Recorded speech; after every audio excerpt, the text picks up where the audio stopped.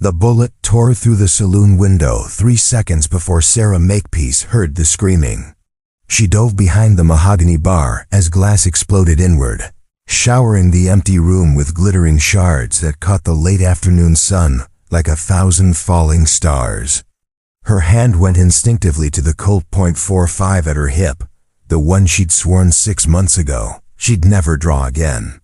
The one that had sent her running from Tombstone with blood on her hands and a price on her head. Everyone down. The voice came from outside, rough and commanding. "This is Marshall's business." Sarah's jaw tightened. Marshall's, of course it was Marshall's.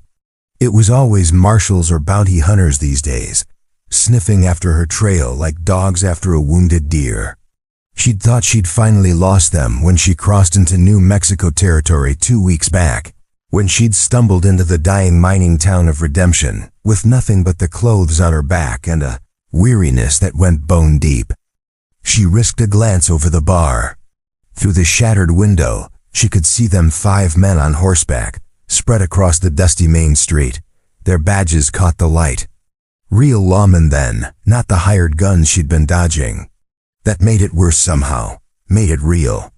The leader sat tall in his saddle, a man with iron gray hair and a face carved from stone.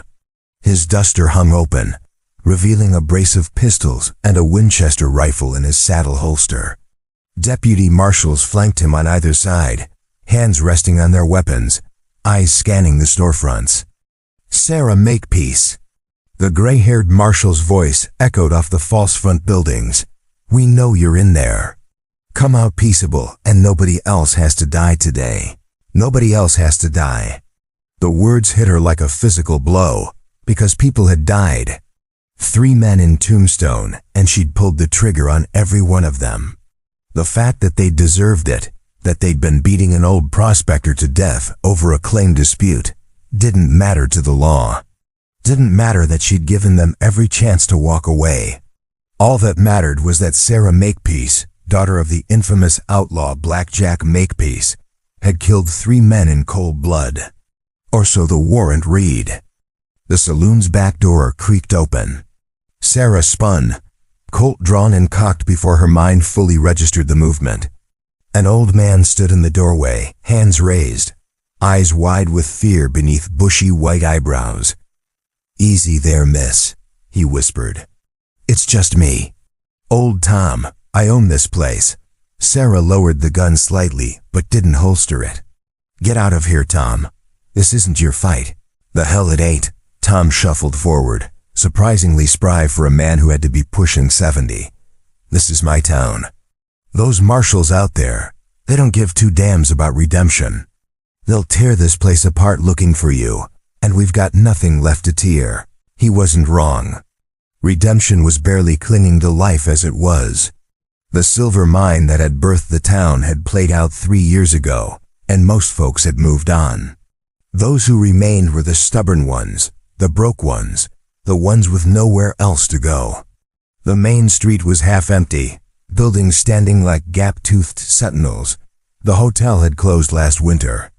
The general store was down to selling whatever the proprietor's wife could scrape together from her garden, and the occasional supply wagon that still bothered to make the journey. "Sarah Makepeace," the marshal's voice came again.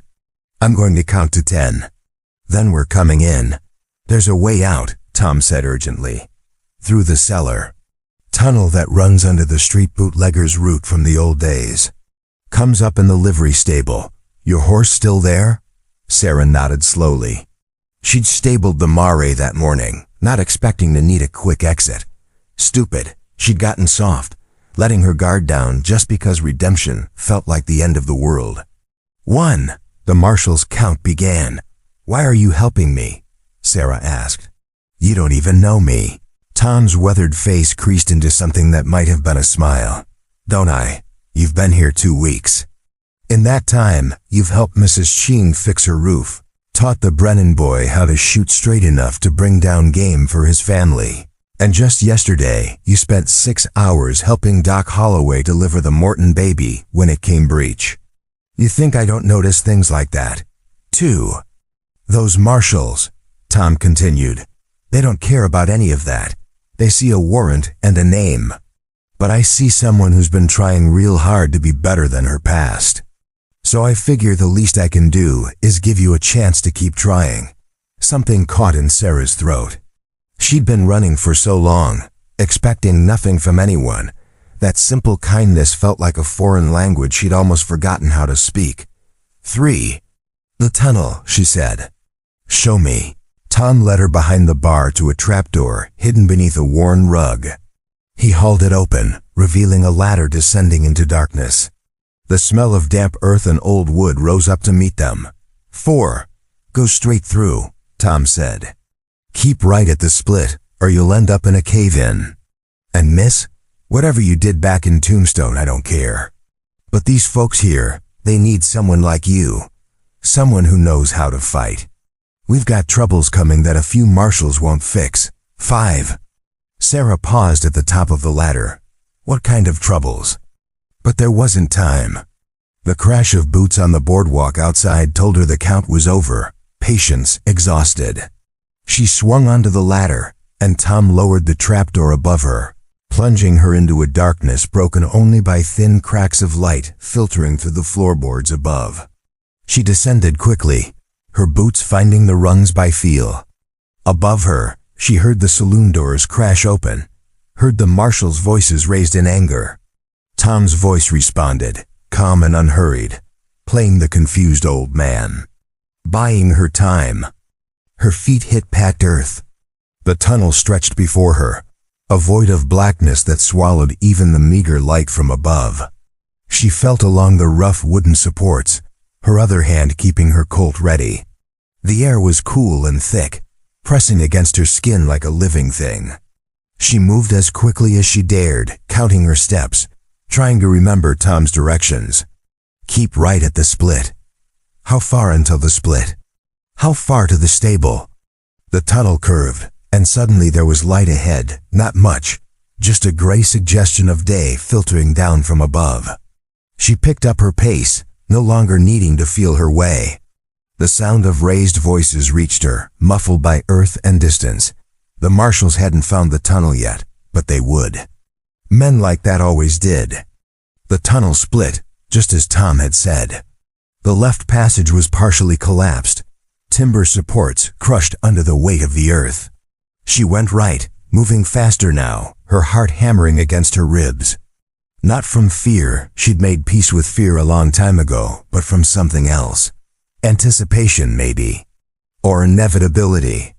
The sense that running, always running, was finally catching up with her.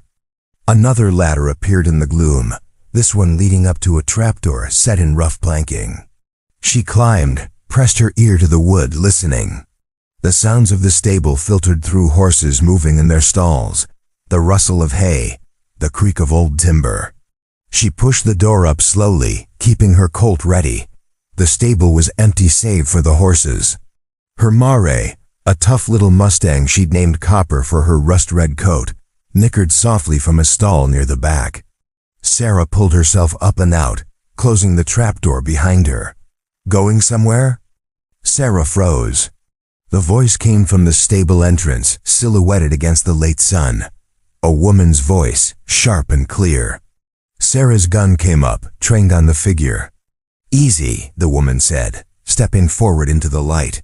She was younger than Sarah had expected from the voice, maybe 25, with dark hair pulled back in a practical braid and eyes the color of steel. She wore men's clothes, dusty trail gear, and carried herself with the easy confidence of someone who'd seen her share of hard country. No gun that Sarah could see, but the way she moved suggested she didn't need one. "Who are you?" Sarah asked, not lowering her weapon. "My name's Elena Cortez. I've been tracking those marshals for 3 days, which means I've been tracking you for 3 days. She raised her hand slowly, showing empty palms. "I'm not here to hurt you. I'm here to hire you." Sarah almost laughed. "Lady, I don't know what you've heard, but I'm not for hire. I'm not a gunfighter. I'm not anything except someone trying to stay alive long enough to..." "To what?" Elena interrupted. "To keep running? To find some hole so deep and dark they'll never find you?" She shook her head. That's not living. That's just dying slow. You don't know anything about me. I know enough. Elena lowered her hands, apparently unconcerned about the gun still pointed at her chest. I know you killed 3 claim jumpers in Tombstone when they were beating an old man to death. I know you could have run but stayed to make sure he got to a doctor.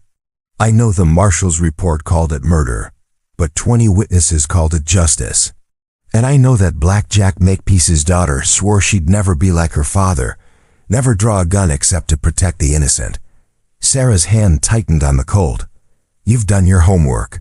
I had to. My village is dying, Miss Makepeace. And I need someone who knows how to fight but won't do it for pride or money or glory. I need someone who'll do it because it's right. Outside, the sounds of commotion were growing. Shouts, running feet. The marshals had found the tunnel. I can't help you, Sarah said, moving toward Copper's stall. I've got my own problems. Your problems are 5 marshals and a warrant that'll follow you to your grave, Elena said. Mine are 30 families who'll be dead inside a month if someone doesn't help them. Sarah paused, hand on the stall door. Against every instinct screaming at her to saddle up and ride, she found herself asking, what kind of trouble? The kind that wears a badge and calls itself law, Elena said. The kind that's taking everything we have and calling it taxes. The kind that hangs your men when they protest and burns your homes when you don't pay fast enough. Her voice remained steady, but Sarah could hear the steel beneath it, the rage carefully controlled. My village, Santa Maria del Valle, it's 3 days' ride south. We were a peaceful place. Farmers, mostly. Some ranchers. Then 6 months ago, a man named Colonel Blackwood showed up with a company of territorial militia. The government appointed him to collect taxes and maintain order. But there's no government appointment, no law except what he makes. He's a warlord, Miss Makepeace. And we're his victims. The stable door crashed open. Don't move. The gray-haired marshal stood in the entrance, Winchester leveled at Sarah's chest. 2 deputies flanked him, their own weapons drawn. Step away from the horse, Makepeace. Hands where I can see them. Sarah's mind raced.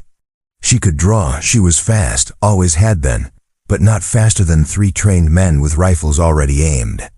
And what would it get her? More bodies, more blood, more running. She let the Colt slip from her fingers, raised her hands slowly. That's smart, the marshal said, moving forward. Real smart. Now turn around, nice and slow. We're going to. He never finished the sentence. Elena moved like water, like wind, like nothing Sarah had ever seen. One moment she was standing empty-handed, the next she was a blur of motion. She swept low, driving her shoulder into the nearest deputy's stomach, lifting him off his feet and sending him crashing into his partner. Before the marshal could swing his rifle around, Elena had rolled forward, coming up inside his reach. Her hand shot out, struck his wrist with precise force. The Winchester clattered to the ground. The marshal was no fool. He dropped his weight, trying to grapple, to use his size advantage. But Elena was already moving, flowing around his grab like smoke. Her boot caught his knee not hard enough to break, but hard enough to buckle. He went down with a curse. Sarah didn't waste time gaping. She scooped up her Colt, trained it on the 2 deputies who were struggling to untangle themselves. Don't. They froze.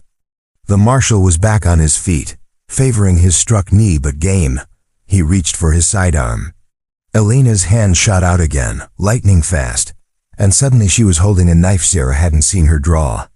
The blade hovered a hair's breadth from the marshal's throat. I don't want to hurt you, Elena said quietly. Any of you. This isn't your fight. The hell it isn't, the marshal growled. That woman's wanted for murder. That woman saved a life, Elena countered.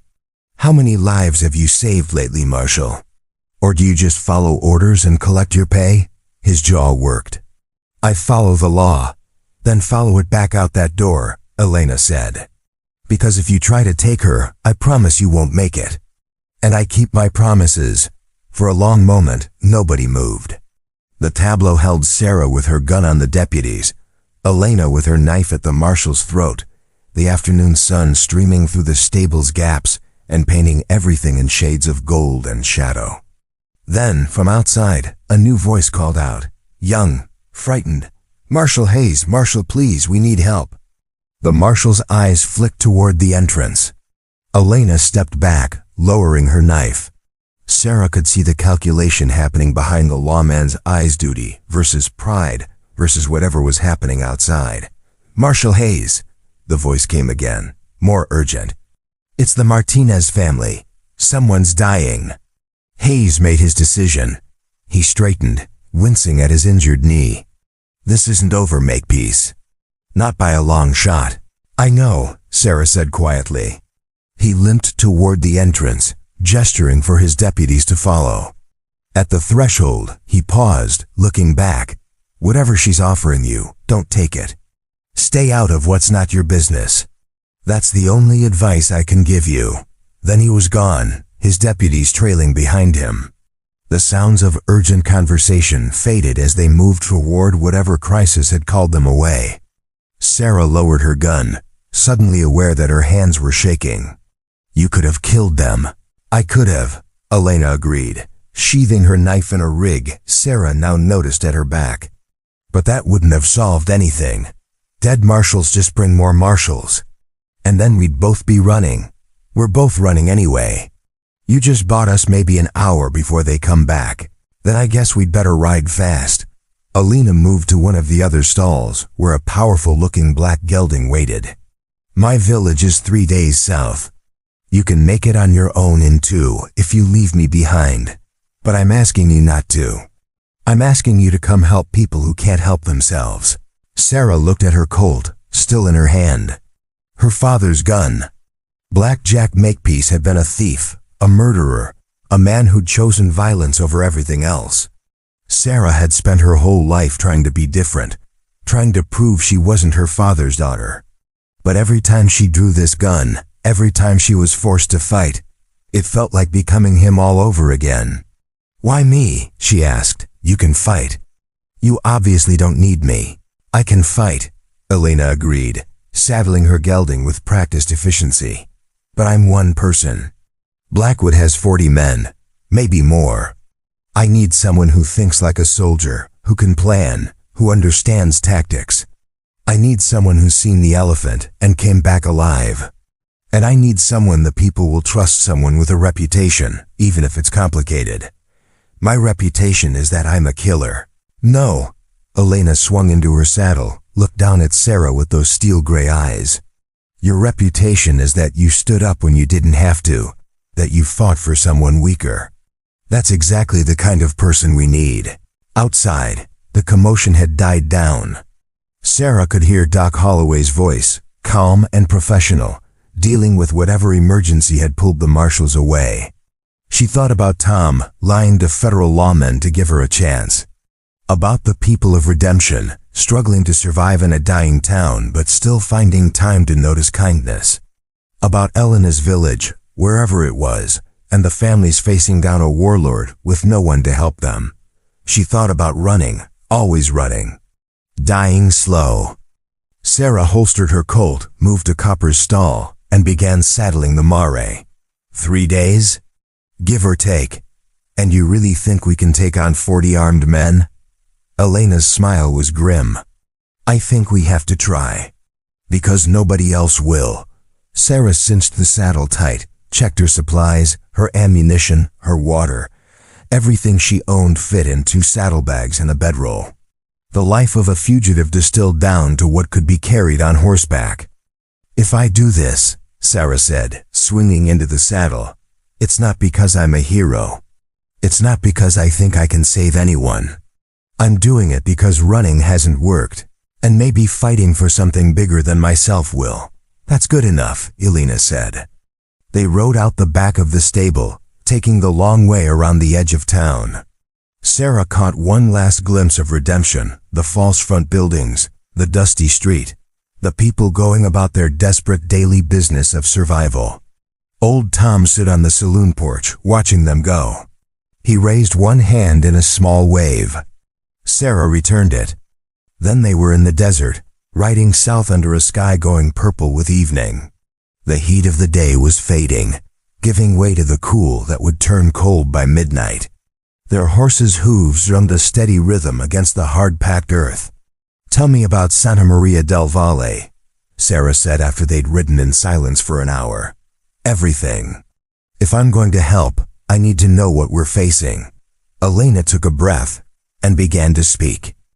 They rode through the night, stopping only to rest the horses and refill their canteens at a spring Elena knew. The landscape changed gradually from New Mexico's dusty plains to rolling hills dotted with juniper and pinon pine. By the time the sun rose on their second day, they were deep in high country, following trails that hadn't seen a wagon in years. Elena talked as they rode, her voice steady despite the exhaustion Sarah could see in her eyes. Santa Maria del Valle had been founded 60 years ago by families fleeing the revolution in Mexico, seeking peace and land to farm. They'd found a valley sheltered by red rock cliffs, watered by a year-round stream, blessed with soil that actually grew things in this harsh country. For 3 generations, they'd lived quietly, raising cattle and crops, trading with the occasional supply train, bothering nobody and expecting the same courtesy in return. Then Colonel Zachary Blackwood arrived. He came with 20 men at first, Elena explained, her hands easy on the reins despite the difficult terrain. Said he was appointed by the territorial governor to collect taxes and maintain order. He had papers, official-looking seals, the whole performance. My father, he was the village elder, he questioned it. The taxes Blackwood demanded were 3 times what we'd paid before, and the territorial capital was 200 miles north. Why send soldiers here? Your father found out? Elena's expression darkened. He tried. Sent letters to Santa Fe, to every government office he could think of. Took 3 months to get a response. You know what it said? Sarah shook her head, that no Colonel Blackwood was appointed, that no special taxation was authorized, that if we were having trouble with bandits or renegades, we should contact our local sheriff. Elena's laugh was bitter. Our local sheriff was part of Blackwood's crew. Used to be a sergeant in the Union Army, they say. Got court-martialed for looting civilian homes during the war. And when your father told Blackwood the jig was up, Blackwood shot him. The words were flat, emotionless, but Sarah could hear the pain beneath them. Right in front of the whole village. Said it was for resisting lawful authority and inciting rebellion. Warned the rest of us what would happen if anyone else got smart ideas. Sarah felt something cold settle in her stomach. She'd seen men like Blackwood before. She'd been raised by one. Black Jack Makepeace had used the same playbook, find isolated communities, claim some kind of authority, bleed them dry, and move on before real law could catch up. The difference was that Black Jack had at least been honest about being a thief. Men like Blackwood wrapped their crimes in flags and badges, pretending their evil was somehow righteous. How many has he killed? Sarah asked. 7 men. 3 women who tried to hide their children when Blackwood's men came for recruitment. 2 boys who weren't fast enough running away. Elena's voice cracked slightly on the last. The boys were 12, twins, Diego and Manuel Ruiz. Their mother hasn't spoken since. They rode in silence for a while. Sarah found herself thinking about the Brennan boy in Redemption, the one she'd taught to shoot. He couldn't have been more than 13. The thought of someone like Blackwood getting his hands on that kid made her jaw clench. So why now? Sarah asked finally. It's been 6 months. Why come looking for help now instead of earlier? Because we've been trying to handle it ourselves, Elena admitted. The men, the ones left, they wanted to fight, ambushes, raids on Blackwood's supply wagons. Anything to hurt him, make him think twice about staying. But Blackwood's no fool. Every time we hit him, he hit back harder. Burned 3 houses, took hostages. Started hanging people for collaboration with insurgents. She spat the last words like poison. So you went looking for a gunfighter. I went looking for someone who'd actually give a damn. Elena glanced over at her. I tried hiring guns in 3 different towns. You know what they said? That they wouldn't go up against Blackwood. That he had too many men, too much firepower, and besides, who cared about a bunch of Mexicans in the middle of nowhere? Sarah winced. She'd heard that kind of talk too often.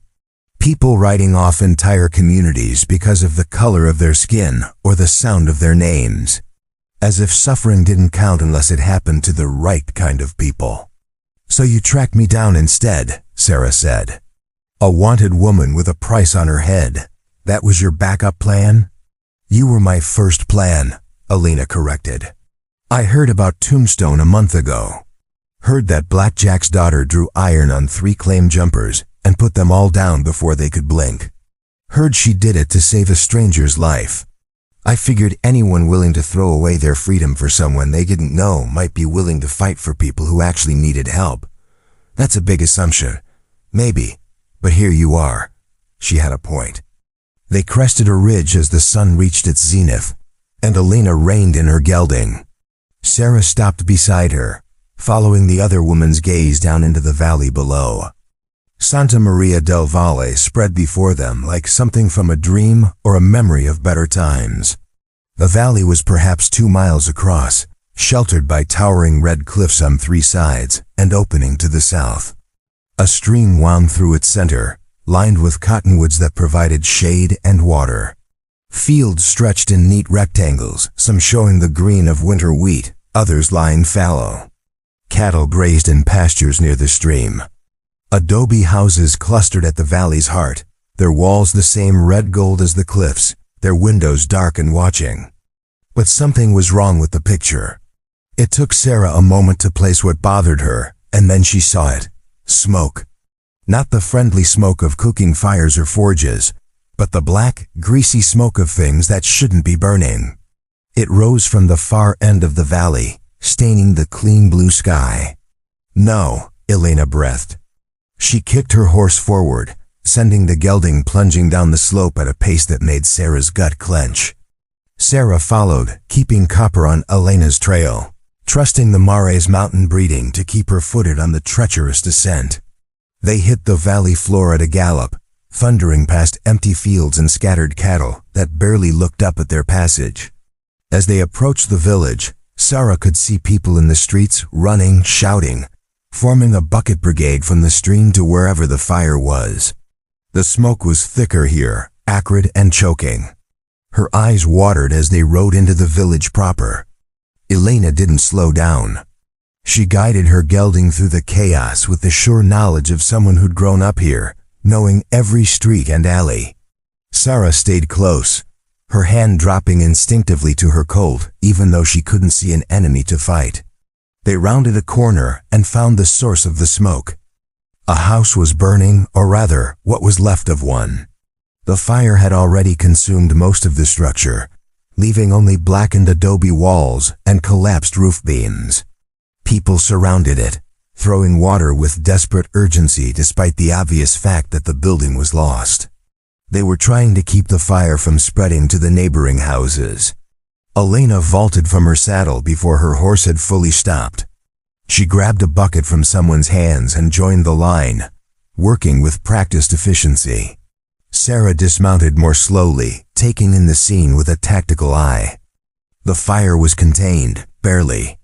The bucket brigade had stopped it from spreading, though 3 nearby buildings showed scorch marks and water damage. But that wasn't what made Sarah's blood run cold. In the village square, perhaps 50 yards from the burning house, stood a pole. Tied to it was a man. He was young, couldn't have been more than 25, and he'd been beaten badly. His face was a mass of bruises, one eye swollen shut, blood crusting his split lips. He hung against the ropes, barely conscious, wearing only torn trousers. His chest bore the marks of a whip. A sign hung around his neck. Thief and rebel. Sarah felt something familiar rise in her chest. The same cold rage that had made her draw on those claim jumpers in Tombstone. The same righteous fury that had defined too many moments of her life. She tried to run from that anger, tried to bury it, but looking at the beaten man in the burning house, she realized she'd been fooling herself. Some things were worth being angry about. She approached the pole slowly, her hand still on her Colt. A crowd had gathered, but they parted for her without question. The stranger with the gun always got right of way. An older woman knelt at the base of the pole, trying to give the beaten man water, but he couldn't swallow properly. Water ran down his chin, pink with blood. "Who did this?" Sarah asked quietly. The old woman looked up at her with red-rimmed eyes. "Who are you?" "Someone who's asking questions." Sarah knelt beside her, studying the ropes. Professional work tight enough to hold, but not tight enough to stop circulation. Whoever had tied the man up wanted him on display, not dead, not yet anyway. "When did this happen?"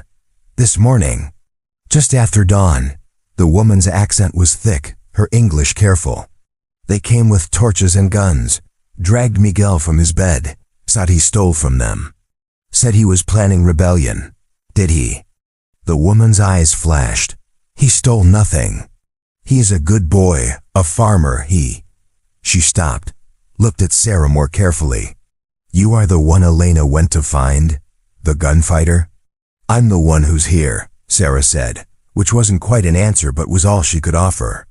She pulled her knife and began cutting the ropes. "Help me get him down." Together they lowered the beaten man Miguel to the ground. He groaned as they moved him, consciousness returning with pain. The old woman, his mother, Sarah guessed, cradled his head in her lap, murmuring soothing words in Spanish. Elena appeared at Sarah's shoulder, breathing hard from her work fighting the fire. Soot stained her face and clothes. "Is he alive?" Sarah said. "For now. But he needs a doctor. We have a curandera. Senora Vega, she's—" Elena looked around, spotted an older woman in the crowd. "There, Senora." The healer came quickly, carrying a bag of supplies. She took one look at Miguel and began barking orders in rapid Spanish. People scattered to fetch water, bandages, herbs. Within minutes they had Miguel on a stretcher, carrying him toward what looked like the largest building in the village, a church, Sarah realized.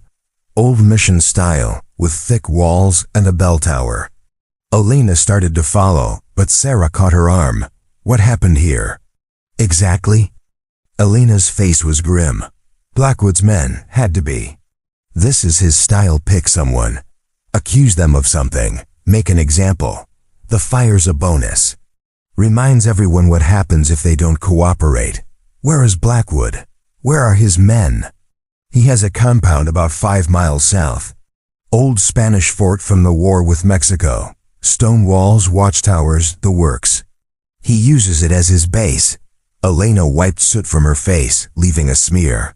"He sends patrols through the valley every few days, collecting taxes, recruiting workers, making sure everyone knows he's watching."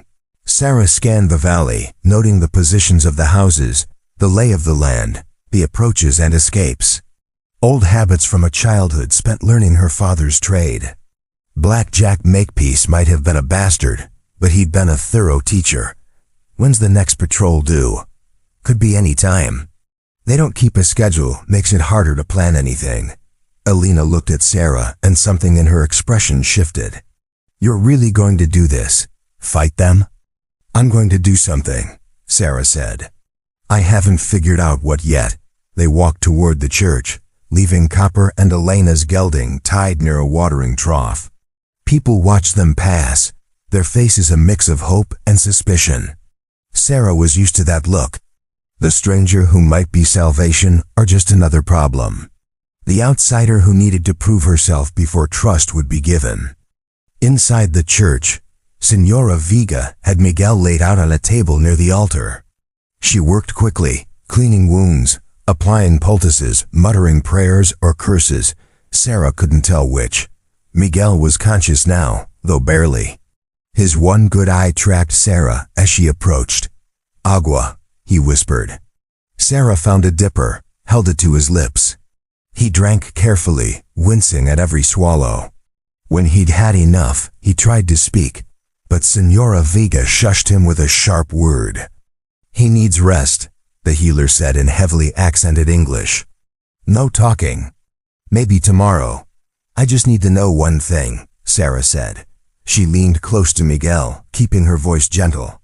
The sign around your neck. What did they claim you stole? Miguel's eye fixed on hers. With great effort, he managed 2 words, hope, dignity. Then his eye closed, and he was unconscious again. Sarah straightened, feeling something settle into place inside her. She'd been looking for a reason, an excuse, a way to justify what she was about to do. Miguel had just given it to her. Elena was waiting outside the church, sitting on the steps, her head in her hands. She looked up as Sarah emerged. Well, tell me about this fort, Sarah said. Everything. Defenses, patrols, weapons, supplies. I need to know what we're up against. Elena's eyes widened. You're serious? You're actually going to… I'm going to scout it, Sarah said. Tonight. See what we're dealing with. Then we'll make a plan. We can't attack them head on. He has 40 men, and we have… I know what we have, Sarah interrupted. We have geography. We have motivation. We have the element of surprise. And we have me. She looked at Elena, let her see the steel in her eyes. I'm my father's daughter, whether I like it or not. And Blackjack Makepeace, for all his faults, knew how to plan a raid. I thought you wanted to be different from him. I do. I am. Sarah's hand rested on her Colt. He stole from people who had nothing. I'm going to steal from someone who's taken everything. That's different enough for me. Over the next few hours, Sarah learned the layout of Santa Maria del Valle and met its people. There were 37 families in total, maybe 150 people. Most of the men were farmers or ranchers, skilled with tools, but not weapons. The few who had military experience were either too old to fight or had been killed in the early skirmishes with Blackwood's men. Elena gathered a council of sorts, the village's leaders, such as they were. They met in the church as evening fell, oil lamps casting flickering shadows on the adobe walls. Besides Elena and Sarah, there was Señor Montoya, a silver-haired rancher who'd lost 2 sons to Blackwood. Carmen Reyes, a widow who ran the general store. Father Domingo, an ancient priest who'd served the village since its founding. And Diego Torres, a blacksmith with hands like mallets and burned scars up both forearms. You want to scout the fort, Montoya said, his voice heavy with skepticism. 1 woman against 40 men. This is your plan? That's the first step, Sarah said. She'd spread a rough map on the table before them, Elena's work, showing the valley, the fort, and the surrounding terrain. I need to know what we're dealing with. Numbers, weapons, defenses. Can't make a real plan without intelligence. And then what? Carmen asked. She was younger than Sarah had first thought, maybe 30, with sharp eyes that missed nothing. You scout the fort, learn it's impossible and right away? Leave us with nothing but false hope? Sarah met her gaze steadily. I won't lie to you. If there's no way to win, I'll tell you. But I've seen impossible situations before. Sometimes there's a way through if you're willing to be smart about it. Smart, Diego rumbled. His English was better than Sarah had expected, barely touched by accent. Blackwood is smart too, army-trained. He knows tactics, strategy. He's been waiting for us to try something stupid. Then we won't be stupid, Sarah said simply. Father Domingo spoke for the first time, his voice thin with age but clear. This woman, you bring her here to die for us? To add her bones to those already in our soil? No one's dying, Elena said sharply. That's the point. Everyone dies, child, the priest said gently. The question is what we die for. Or what we live for. A silence fell over the group. Sarah could feel the weight of their doubt, their exhaustion, their fear. These were people who'd been ground down month by month, watching their community bleed out one beating, one fire, one murder at a time. Hope was a dangerous thing to offer them. Hope could kill as surely as any bullet. I need horses, Sarah said, breaking the silence. 2, in case something goes wrong. Fast ones, with good night vision. And rope, lots of rope. Why rope? Montoya asked. Sarah smiled, and it wasn't a pleasant expression. Because sometimes the best way to bring down a fort isn't to storm the gates. Sometimes you just need to make them open the gates themselves. They didn't understand, not yet. But Diego nodded slowly, something like approval flickering in his eyes. The blacksmith understood destruction in a way farmers never quite did. "I'll get the horses," Elena said. "What else?" "Dark clothes, a canteen, my rifle, it's on my saddle. And one more thing." Sarah looked at each of them in turn. "I need someone who knows the fort. Someone who's been inside, seen the layout, knows the routines." An uncomfortable shifting went through the group. Finally, Carmen spoke. "Isabella Chen. She worked there as a cook for 2 months before she escaped, but she won't talk about it.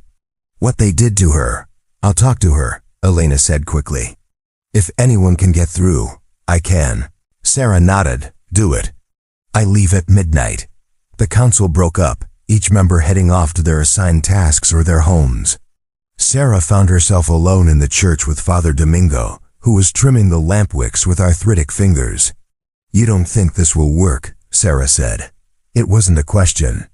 The priest looked at her with eyes that had seen too much. "I think God tests us in strange ways, child. Sometimes he sends angels. Sometimes he sends the devil's daughter and asks us to have faith anyway." Sarah flinched.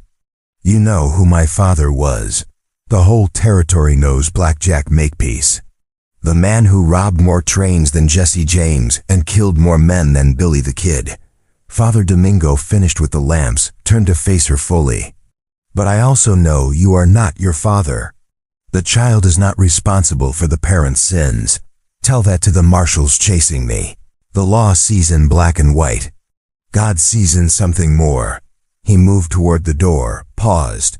"Elena believes in you. That girl has good instincts, lost her father and kept going. Found you and brought you here. She sees something worth saving in you. Maybe she shouldn't. Maybe that's not your choice to make." Father Domingo opened the door, letting in the cool evening air. "We all carry our father's ghosts, Miss Makepeace. The question is whether we let them drive us or simply walk beside us as reminders of who we choose not to be." He left, and Sarah was alone with the flickering lamps and the weight of too many ghosts. Midnight found Sarah dressed in dark clothing borrowed from Elena's wardrobe, her face smudged with soot to kill the shine. 2 horses waited outside the church, her copper and a lean gray gelding that Elena swore could run all night and still have wind for a fight come dawn. Isabella Chen had talked, though it had taken Elena an hour and a bottle of whiskey to get through the walls of trauma. What she'd revealed painted a picture of Blackwood's operation that was both better and worse than Sarah had feared. Better because the fort was less impregnable than she'd imagined. Worse because of what she'd learned about the man himself. Colonel Zachary Blackwood wasn't just a thief playing soldier. He was a true believer. He'd served in the Union Army during the war, risen to captain through competence and brutality in equal measure. But when peace came, he couldn't let go of the power, couldn't go back to being ordinary. So he'd come west with a handful of loyal veterans and built himself a kingdom, complete with taxes and laws and the absolute authority of martial rule. He saw himself as a civilizer, bringing order to chaos. The fact that he was the one creating the chaos didn't seem to register. Elena appeared out of the darkness, carrying Sarah's Winchester and a coil of rope. "Isabella drew you a map. It's rough, but it shows the main buildings, the barracks, Blackwood's quarters." She handed over a piece of cloth with charcoal markings. "The weak point is the northeast tower. It's the oldest part of the structure, and they haven't repaired the stone properly." Isabella said she saw rats climbing in and out through cracks. Rats can go where a person can't. Maybe, but it's something. Elena looked at the horses, then at Sarah. "I'm coming with you." "No." "Sarah." "No." Sarah's voice was firm. "You're needed here. These people trust you. If something goes wrong, if I don't come back, they'll need someone to rally around. Can't be me, I'm a stranger. Has to be you." Elena's jaw tightened. "I didn't bring you here just to lose you. You won't lose me. I'm a ghost when I need to be. My father taught me that much. Sarah swung into Copper's saddle, took the gray's reins. If I'm not back by dawn, assume I'm dead or captured. Either way, pack up everyone who can travel and head north. There's a town called Redemption about a week's ride. Tell them Tom sent you. They'll take you in. We're not running. You'll do what you have to do to survive. Sarah gathered her reins. That's an order. You can't order me. You're not a soldier. No, Sarah agreed. But my father was a commander, in his way. And he taught me that sometimes leading means making the hard calls. So I'm making one. She looked down at Elena, saw the frustration and fear warring in her face. Trust me, please. After a long moment, Elena stepped back. Come back alive. I'll do my best. Sarah rode out of Santa Maria del Valle under a sky blazing with stars. No moon tonight. She'd timed her departure for the dark of the moon specifically. The valley was a maze of shadows, but Copper knew her way, and the gray followed without complaint. 5 miles south, Elena had said. Sarah found the fort in 4, guided by the glow of watchfires visible from a mile away. Idiots, she thought. Fires killed your night vision and told everyone where you were. Then again, maybe that was the point. Blackwood wanted people to see his fort, to be afraid of it. Fear was its own kind of weapon. She left the horses tied in a hollow a quarter mile from the fort, hidden by a stand of juniper. The last stretch she covered on foot, moving slow, keeping low, using every scrap of cover the terrain offered. Her father's lessons drilled into her from childhood: patience over speed, silence over haste, shadows over starlight. The fort materialized out of the darkness like something from a nightmare. Old Spanish construction, all right thick stone walls 10 feet high, corner towers rising another 10 feet above that. Isabella had said there were 4 towers total, 1 at each corner. The main gate faced east toward the valley. Behind it, Sarah could make out the dark shapes of buildings, barracks, stables, what looked like a main house. She circled the perimeter, counting watchfires. 4 that she could see, 1 at each tower. Movement on the walls told her there were sentries, but they seemed bored, casual. Men who'd stood watch for months without incident got sloppy, got predictable, got dead. Sarah pushed that thought away. She wasn't here to kill unless she had to. This was reconnaissance, nothing more. Learn the layout, find the weaknesses, get out clean. The northeast tower stood silent against the stars. Sarah approached it from an angle that kept her in the shadows, pressed herself against the base of the wall. Up close, she could see what Isabella had meant about the deterioration. The mortar between the stones was crumbling in places, creating gaps and crevices. Not big enough for a person, but big enough for water to get in, for frost to crack things wider, for time to do its patient work of destruction.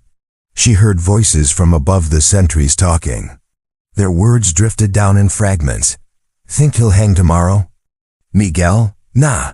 Colonel wants him alive for a while. Make an example. Poor bastard. Should have known better than to mouth off. Anyone mouths off to the colonel, they learn quick. Remember that kid last month? The one who, the voices moved away, boots scuffing on stone. Sarah waited, counting heartbeats until she was sure they were gone. Then she began to climb. The gaps in the mortar made it possible barely. Her fingers found purchase in cracks, her boots wedged into crevices. It was slow going, and her arms burned with the effort, but she made progress. 10 feet, 15, 20.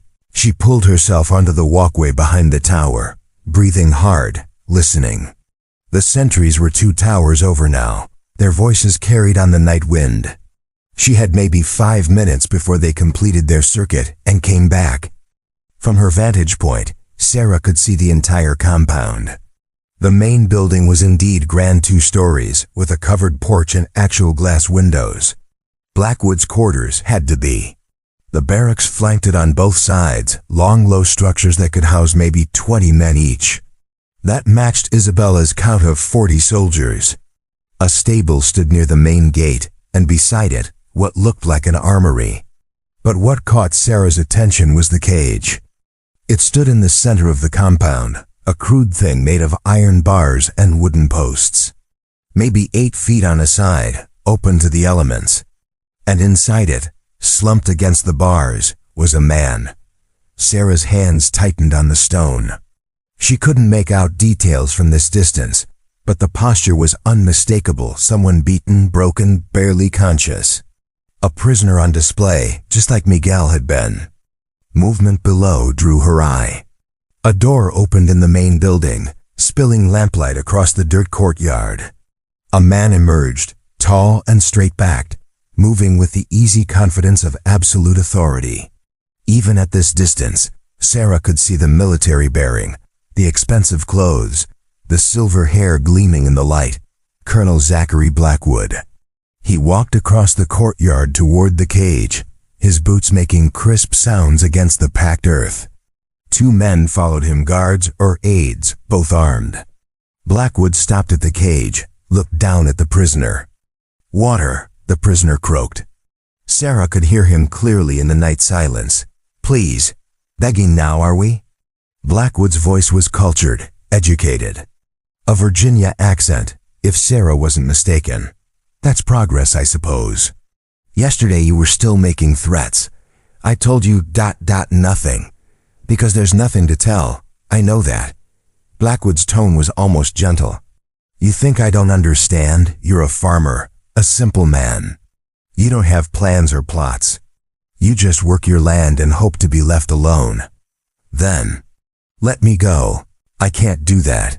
Blackwood knelt by the cage, his face level with the prisoner's. "You see, it's not about what you know or don't know. It's about what everyone else sees. They see you in this cage, and they learn. They learn that disobedience has consequences. They learn that I am the law here, and my word is absolute. Your suffering buys their compliance. It's mathematics, really. One man's pain prevents the pain of many. That's not law," the prisoner whispered. "That's tyranny. Tyranny, law, such arbitrary distinctions. History is written by the victors, my friend. And I intend to be victorious." Blackwood stood, brushed dirt from his knees. "Give him water. Not too much, we want him alive for tomorrow's lesson. And double the guard on the main gate." I heard rumors of strangers in the valley. Sarah's blood went cold. How could he know? She'd been so careful. But then one of Blackwood's guards spoke, and Sarah understood. That woman from the valley? The one who went north? Elena Cortez, yes. I have scouts watching. They reported she returned this afternoon with someone else. Someone new. Blackwood smiled, and it was the smile of a snake. I don't know who she found, but I'd very much like to meet them. Preferably in circumstances where I have the advantage. He walked back toward his building, the guards trailing. The lamplight spilled across the courtyard for a moment longer, then the door closed, plunging everything back into darkness. Sarah's mind raced. Blackwood knew she was here, or at least knew someone was here, which meant every minute she stayed was a minute closer to being caught. She should leave now, get back to the village, warn Elena. But the man in the cage? Sarah moved along the walkway, keeping to the shadows. The sentries were still 2 towers away, laughing about something. She reached the point closest to the ladder that led down into the compound and paused, weighing options, calculating odds. Stupid to even think about it. Suicide to try. 1 woman against 40 men, in the heart of their fortress, attempting a rescue that would alert everyone and turn her reconnaissance into a fighting retreat. Her father would have called it foolish. Would have told her to think with her head, not her heart. That one prisoner wasn't worth risking the mission. But Sarah had spent her whole life trying not to be her father. She descended the ladder quickly, dropped the last few feet to the ground. The courtyard was dark except for the fires in the towers and the faint glow from Blackwood's building. The cage was maybe 30 yards away, painfully exposed. Sarah ran. Not fast speed made noise, but steady, keeping to the shadows, using the barracks as cover. She reached the cage and dropped to a crouch beside it. The prisoner looked up.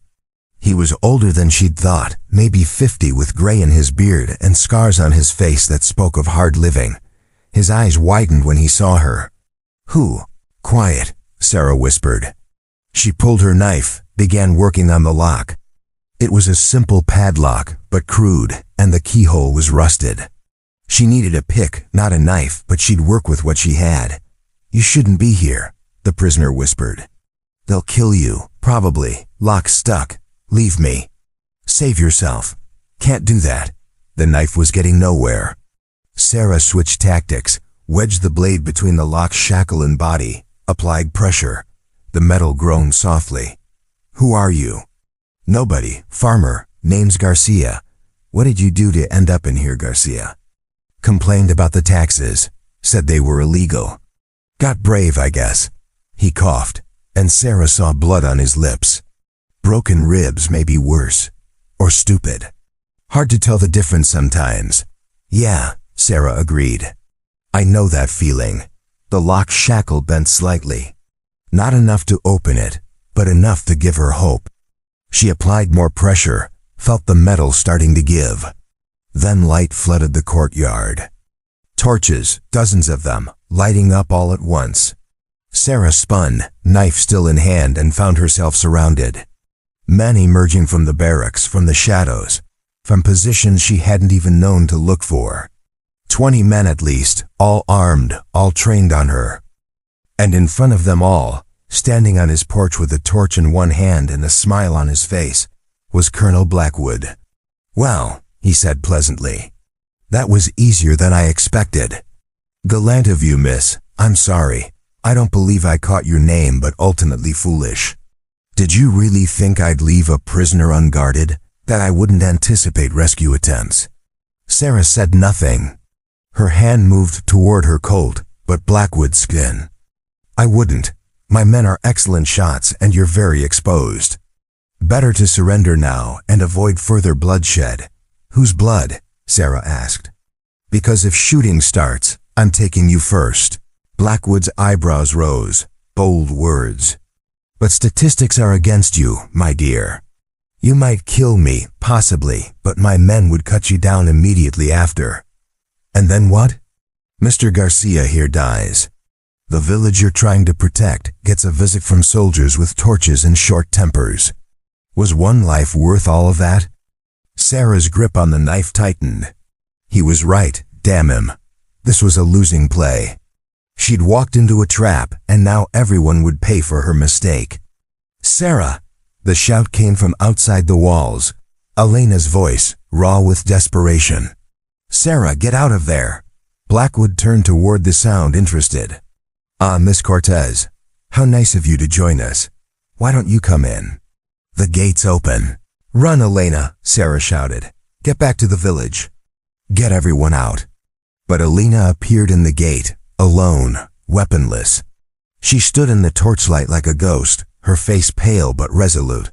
"Let her go," Elena said. "She came here for me. This is my fight, not hers." "How noble," Blackwood said. "But I'm afraid it's both of your fights now. The question is what happens next." He descended from his porch, walked across the courtyard, until he stood just beyond Sarah's reach. Up close, she could see he was older than she'd thought, maybe 60, with a face like carved mahogany and eyes that held absolutely no mercy.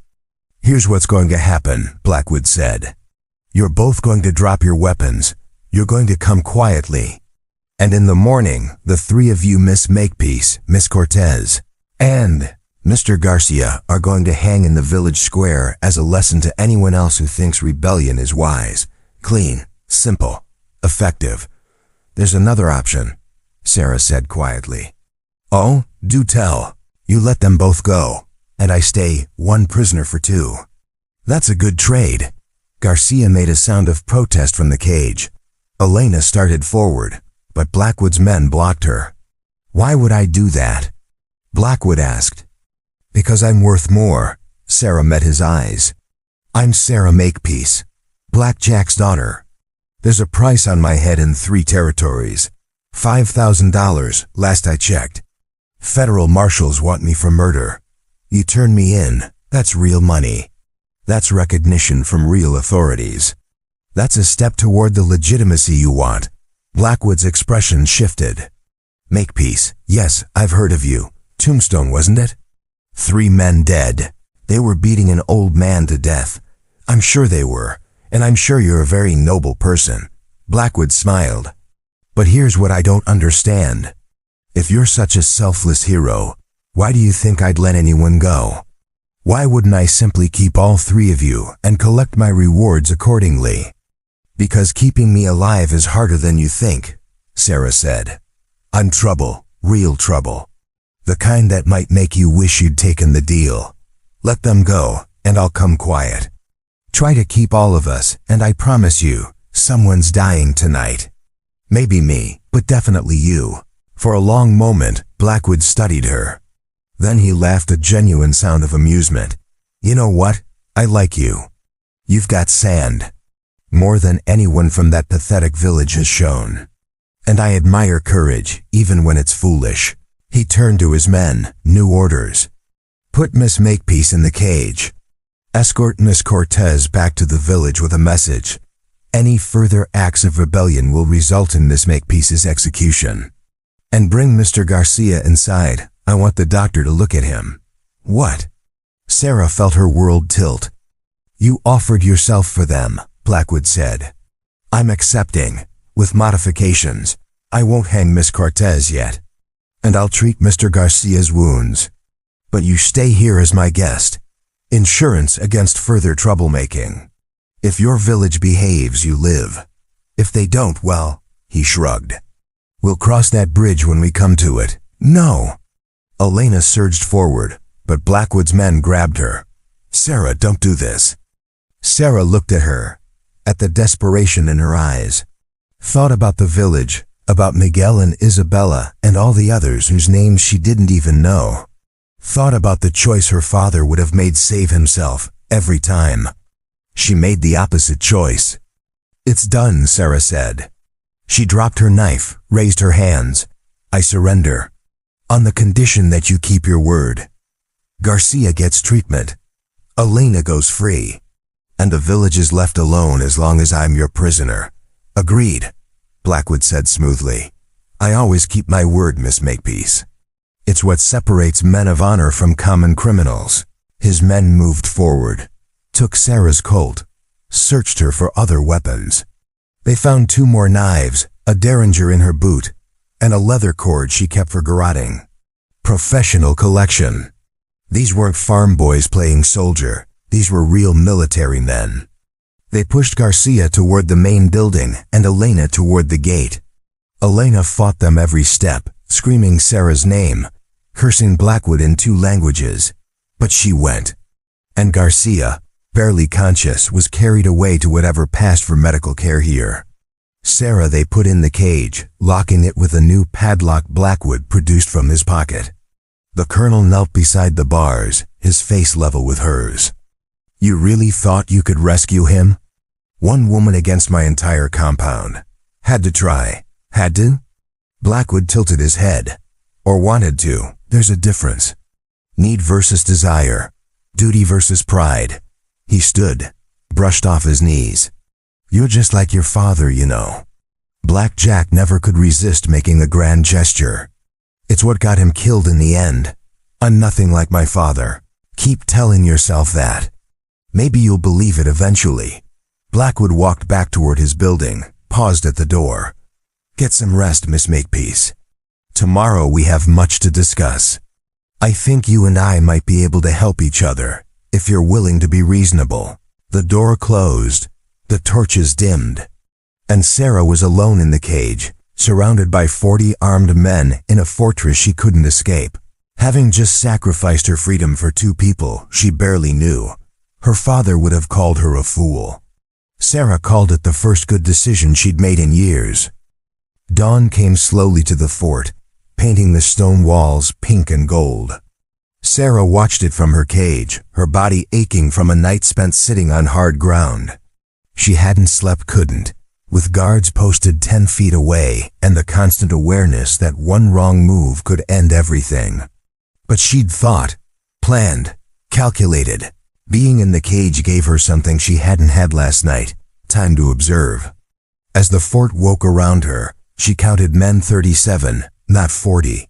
Either Blackwood had lost some, or Isabella's count had been off. She memorized patrol patterns, identified which guards looked alert, and which were going through the motions.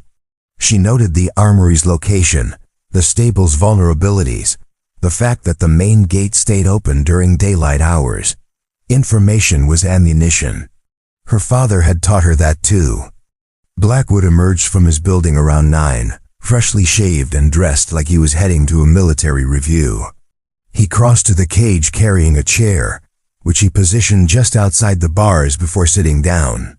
"Good morning, Miss Makepeace. I trust you slept well?" "Like a baby." "I doubt that, but I appreciate the spirit." He pulled out a cigar, offered her one. She refused. He lit his own, took a long draw. "Let's talk business. What kind of business does a thief want with a fugitive?" "The kind where we both get what we want. You want freedom and survival. I want your cooperation and expertise." He gestured with the cigar, trailing smoke. "I've been thinking about our conversation last night. About your father." Black Jack Makepeace was many things, but incompetent wasn't one of them. He ran one of the most successful criminal operations in the West for 15 years. Do you know how rare that is? Most outlaws last 5 years if they're lucky. He lasted 15 because he was smart and ruthless. Exactly. And those are traits I respect. Traits I could use. Blackwood leaned forward. "I'll be frank with you. My operation here is profitable, but it's also vulnerable. I control one valley with limited men and resources. If the real government ever decides to intervene, or if enough neighboring settlements band together, I could be finished. I need to expand. Secure my position. Build something sustainable. And you think I'm going to help you rob and terrorize more people?" "I think you're going to help me build an empire," Blackwood corrected. "There's a difference. Right now I'm a warlord playing at civilization. But with the right approach, the right strategies, I could become something more. A genuine regional power. Someone the territorial government has to deal with, has to legitimize." Sarah stared at him. "You're insane." "Am I? The Mexican states are in chaos. The American territories are barely governed. There's a power vacuum waiting to be filled. All it takes is the will to seize it and the intelligence to hold it." He smiled. "Your father understood that. He just didn't have the discipline to see it through. My father was a murderer and a thief." "And you're not?" Blackwood asked mildly. 3 men in Tombstone would disagree. If they could. That was different. Was it? You made a choice to end lives.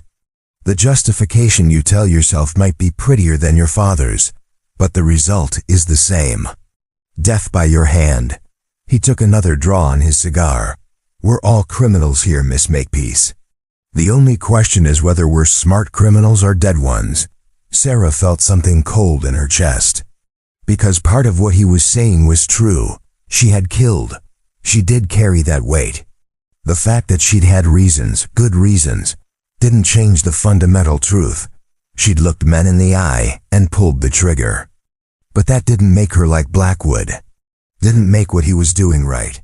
"Here's my offer," Blackwood continued. "Work with me. Use your father's knowledge, your own skills. Help me plan operations, organize my men, expand my territory.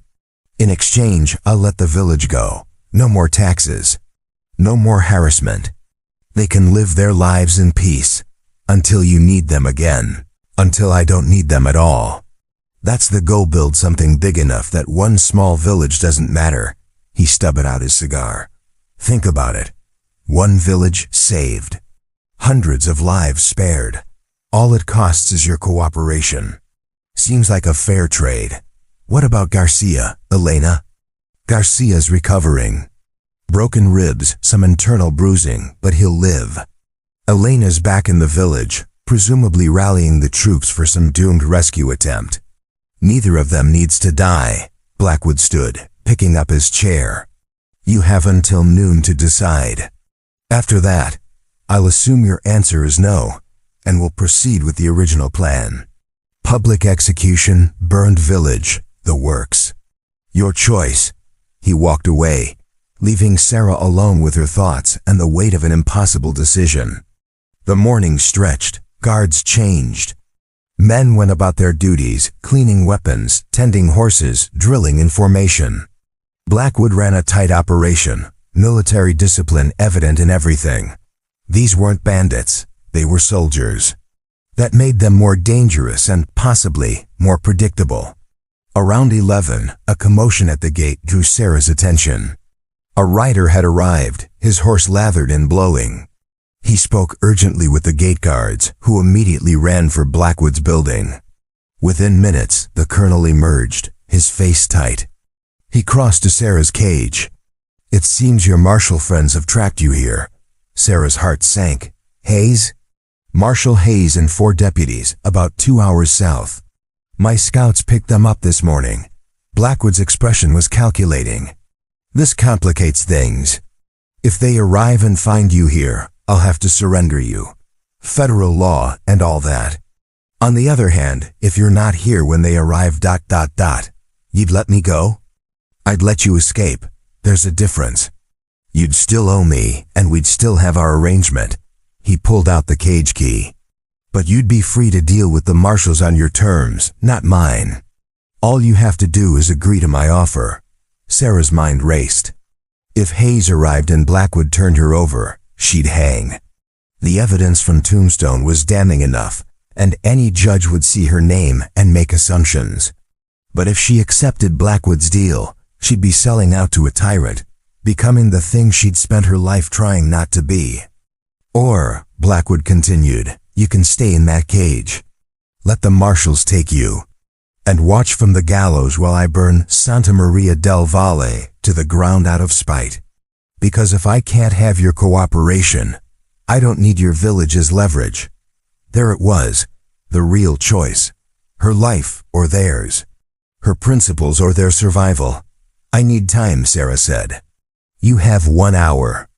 The marshals will be here by 1 o'clock at the latest." Blackwood pocketed the key.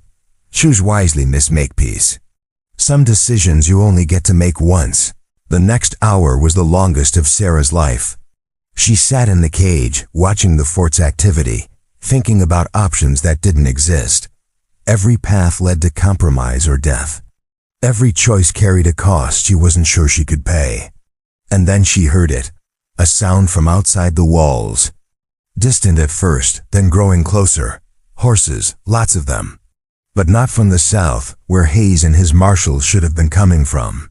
From the north. From the valley. The gate guards shouted warnings. Men ran for weapons. Blackwood emerged from his building, barking orders. And through the open gate, Sarah saw them coming. The people of Santa Maria del Valle.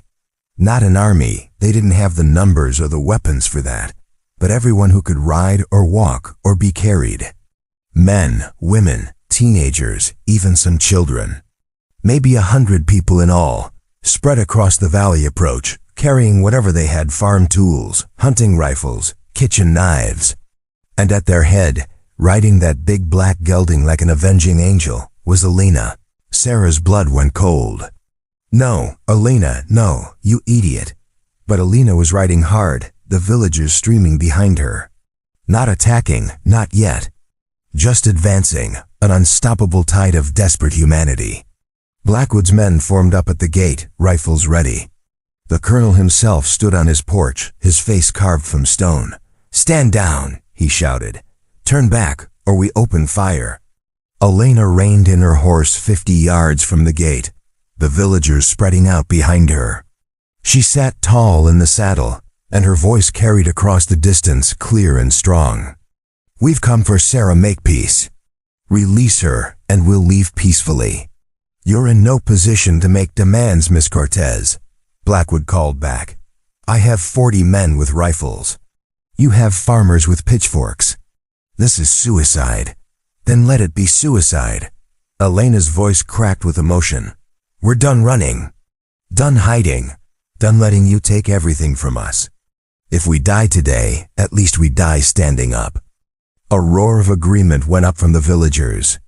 Sarah could see them clearly now. Senator Montoya on his old mare, Carmen Reyes standing in a wagon bed, Diego Torres with a hammer in each hand.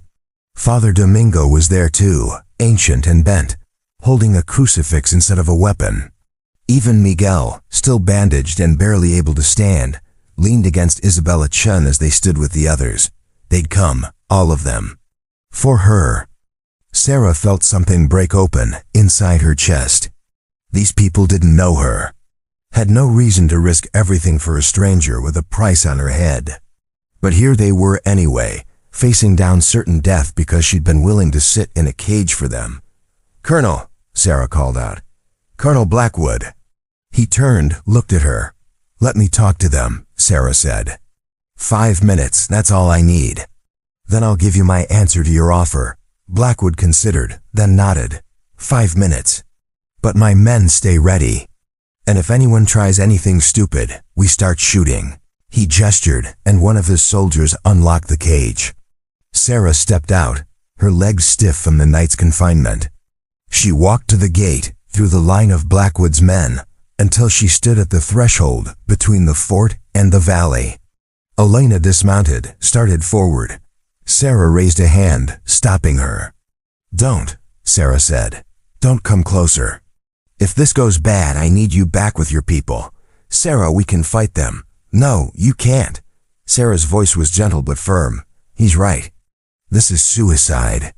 You'll all die, and it won't change anything." "Then what do we do?" Elena's face was desperate. "Let him keep you? Watch him hang you? Go back to our lives like none of this mattered?" Sarah looked past Elena at the assembled villagers. She could see their faces scared but determined, exhausted but unwilling to give up. They'd found something in her sacrifice that had given them courage. Not to throw their lives away, but to finally stand for something. And in that moment, Sarah understood what her father had never learned. That real strength wasn't about taking, it was about giving. That real leadership wasn't about commanding fear, but inspiring hope. That the only way to truly win was to make the fight about something bigger than yourself. She turned back to face Blackwood, who watched from his porch with calculating eyes. "I've made my decision," Sarah called out. "About your offer. And?" "I refuse." Blackwood's expression darkened. "Then you've just killed everyone in that valley." "No," Sarah said. "You're going to let them all go. Including me. And you're going to leave this valley and never come back." Blackwood laughed a harsh, disbelieving sound. "Why on earth would I do that?" "Because in about 20 minutes, Marshal Hayes and 4 federal deputies are going to ride up to your gate. And when they do, I'm going to tell them everything about your operation. About your crimes. About how you're not a government official, but a warlord playing dress-up with a fake commission." Sarah smiled. And it was her father's smile, the one that said she held all the cards. "You can shoot me. You can shoot all of us. But you can't stop the marshals from finding out the truth. And once they do, you won't just have one valley hunting you. You'll have the entire federal government." The calculation in Blackwood's eyes shifted. He was seeing the trap she'd laid, or rather, the trap circumstances had laid for both of them. "The marshals want me," Sarah continued. "They don't care about you or your little kingdom. If I ride out to meet them, if I surrender quietly, they'll take me and leave. Your operation stays secret. Your men stay safe. You lose one valley but keep everything else." She paused. "Or you can start shooting, kill us all, and explain to federal marshals why you have 100 bodies piled up in front of a fort that's not supposed to exist." Silence fell across the compound. Even the villagers had gone quiet, sensing something shifting in the air. Blackwood descended from his porch slowly. He walked across the courtyard to stand directly in front of Sarah, only the open gate between them. "You're bluffing," he said. "The marshals want you too badly. You wouldn't sacrifice yourself just to spite me." "It's not spite," Sarah said quietly. "It's math. My life for 100 others. That's a trade I'll make every time. It's what makes me different from you, Colonel. You see people as resources. I see them as worth dying for. Blackwood stared at her for a long moment. Then, incredibly, he smiled. You know what? You really are nothing like your father. Black Jack would have taken my offer in a heartbeat. But you ... double quote. He shook his head. You're something rarer. Something I should have recognized sooner. He turned to his men. Stand down. Let them go. All of them. Sir? One of the officers looked confused. You heard me. Let them go. Miss Makepeace has convinced me that discretion is the better part of valor. We'll find easier pickings elsewhere. Sarah felt suspicion flare. Just like that? You're letting us all walk away? Just like that? Blackwood met her eyes. Because you're right. The marshals are coming, and I don't need that complication. And because, he paused, something almost like respect in his expression. Because you've earned it. Not many people impress me, Miss Makepeace. But you've managed it twice in 12 hours. That deserves recognition. He gestured to his men. Bring Miss Makepeace's weapons and her horse. She need them. Within minutes, Sarah was armed again, her Colt familiar and heavy at her hip. Copper was led out from the stable, saddled and ready. The villagers watched in stunned silence as Blackwood's men made no move to stop them. Elena rode up beside Sarah. Is this real, or is it a trap? I don't know, Sarah admitted. But either way, you need to get your people out of here. Now ride back to the valley, pack up anything valuable, and head north. Don't stop until you're at least 50 miles from here. What about you? Sarah looked south, where dust on the horizon marked the approach of riders. The marshals, right on schedule. I'm going to do what I should have done months ago, Sarah said. Face the consequences of my choices. Sarah, no. Yes. Sarah gripped Elena's hand. You taught me something these past few days. That running doesn't solve anything. That some things are worth standing for, even when it costs you everything. She smiled, felt tears prick her eyes. Thank you for that. For reminding me that being better than my father means choosing sacrifice over survival. Elena's face crumpled. There has to be another way. There isn't, and that's okay. Sarah released her hand, swung into Copper's saddle. Take care of your people. Build something good in that valley. And if anyone asks, tell them Sarah Makepeace died doing something right for once. She kicked Copper forward, riding toward the approaching dust cloud before Elena could protest further. Behind her, she heard Blackwood calling orders for his men to stand ready, but not to fire. Heard the villagers beginning their retreat, Elena's voice raised in tearful commands. And ahead of her, the dust resolved into 5 riders. Marshal Hayes in the lead, his deputies flanking him, all of them looking trail-worn and determined. Sarah rode to meet them, her hands visible and empty, her Colt still holstered.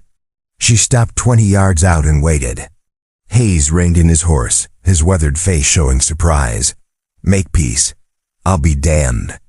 Didn't expect you to just ride up and surrender. I'm full of surprises, Marshal.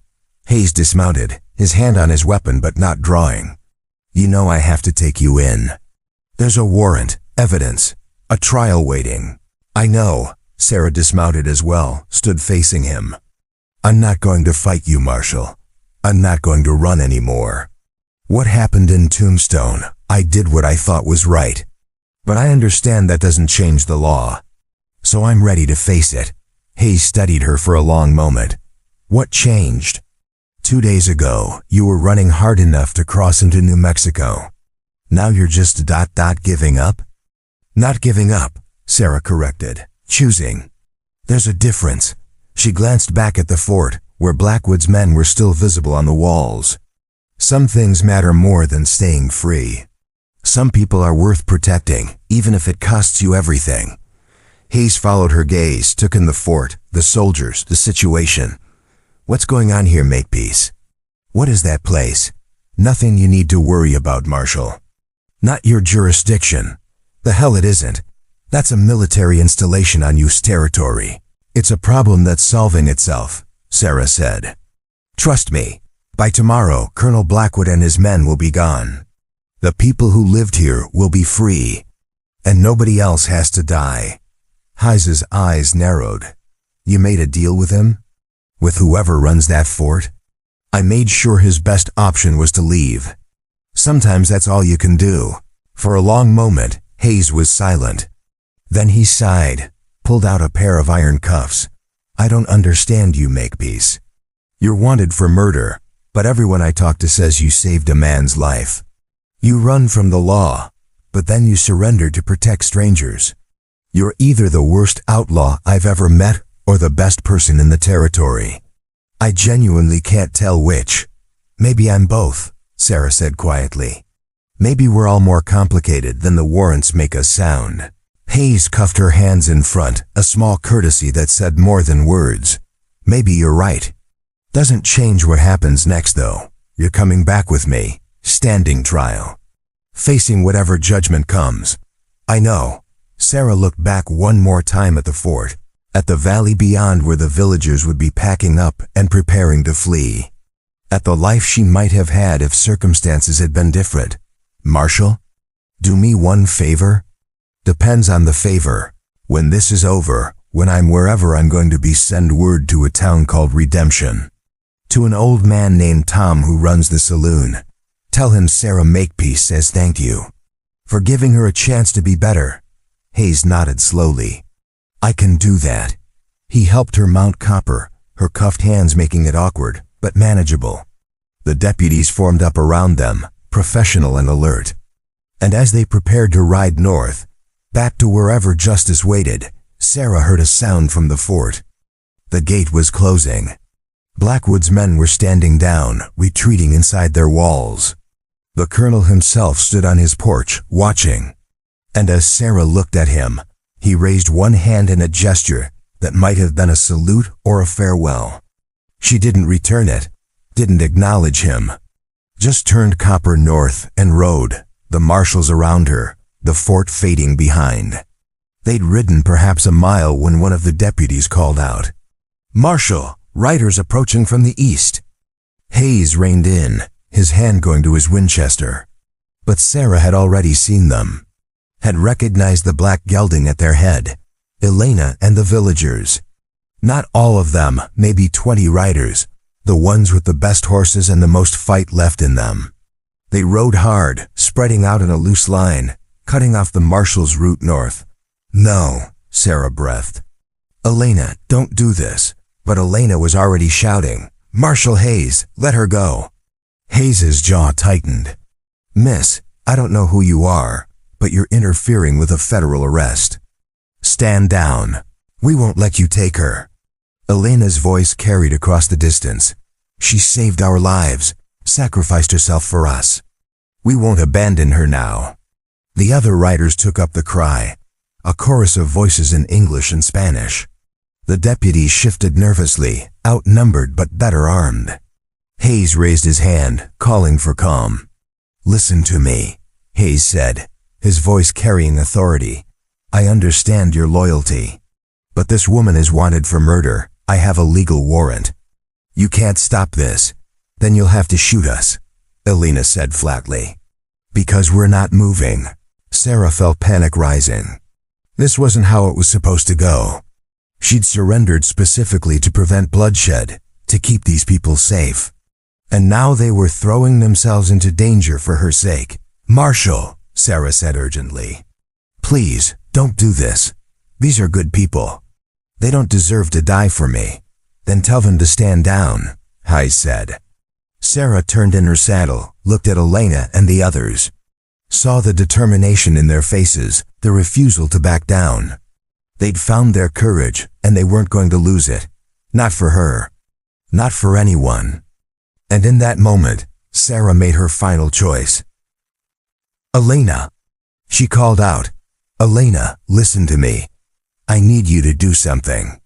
Elena's eyes were bright with unshed tears. Anything. I need you to let me go. Silence fell. Elena's face crumpled in confusion. What? Let me go, Sarah repeated.